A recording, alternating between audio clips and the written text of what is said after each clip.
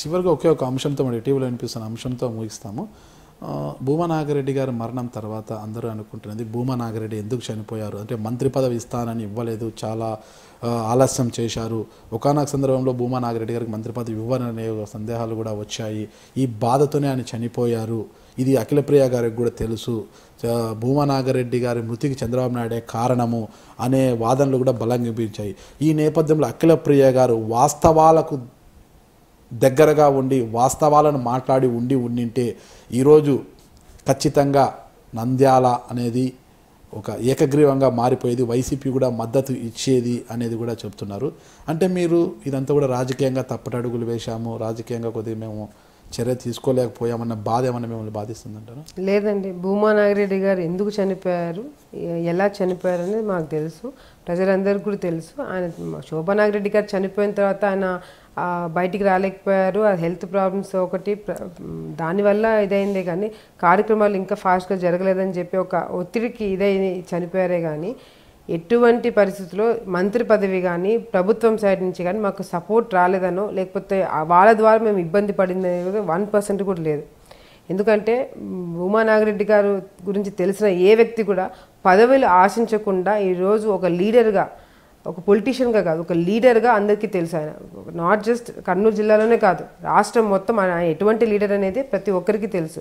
మంత్రి పదవి ఆశించింటే ఆ రోజు వైసీపీలో ఉన్నప్పుడే మంత్రి పదవి ఇస్తామని చెప్పినప్పుడు మా నాన్న వెళ్ళిపోయేవాళ్ళు, కానీ లేదు కాదని చెప్పి స్టాండ్ అయినారు.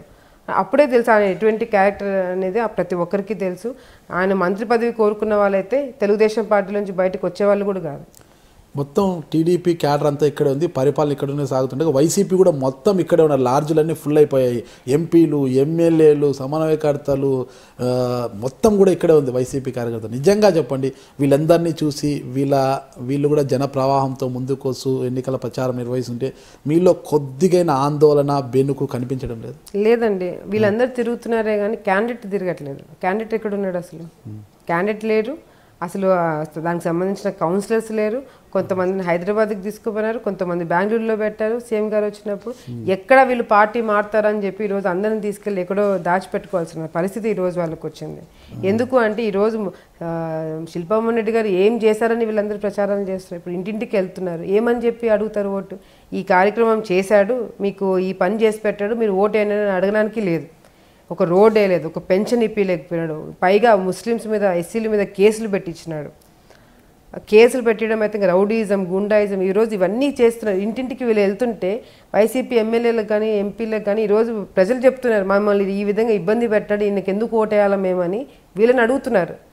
సో అటువంటి సిచ్యువేషన్ ఈరోజు నడుస్తుంది అక్కడ.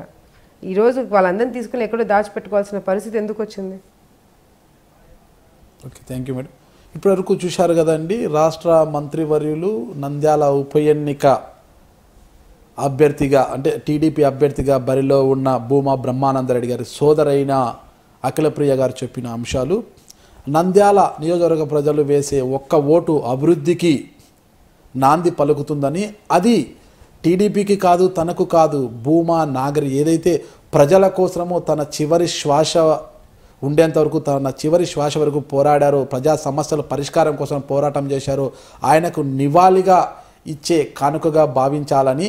అయితే ఓటుకు నోటు తీసుకొని ఓట్లు వేస్తే మాత్రము, వైసీపీకి ఓట్లు వేస్తే మాత్రము 10 ఏళ్ల అభివృద్ధి అనేది వెనక్కిపోతుందని స్పష్టం చేస్తున్నారు. అయితే ఈ ఉప ఎన్నికల్లో నంద్యాల నియోజకవర్గ ప్రజలు అభివృద్ధిని అంటే ప్రస్తుతం జరుగుతున్న అభివృద్ధిని చూసి ఓట్లేస్తారా, లేకపోతే వైసీపీ వైపు మొగ్గు చూపుతారా అన్నది కూడా మరో 2 నెలల పాటు వేచి చూడక తప్పేలా లేదు. Thank you madam. నియోజకవర్గంలో నంద్యాల నియోజకవర్గ ఉప ఎన్నిక గురించి చాలా కూలంకషంగా చెప్పారు. ఖచ్చితంగా మీ కలలు, మీ ఆశయాలు కూడా నెరవేరాలని మేము మా ఐడ్రీమ్ మీడియా కోరుకుంటుంది. సంతోషం madam. Thank you. For more updates, please subscribe to iDream Media.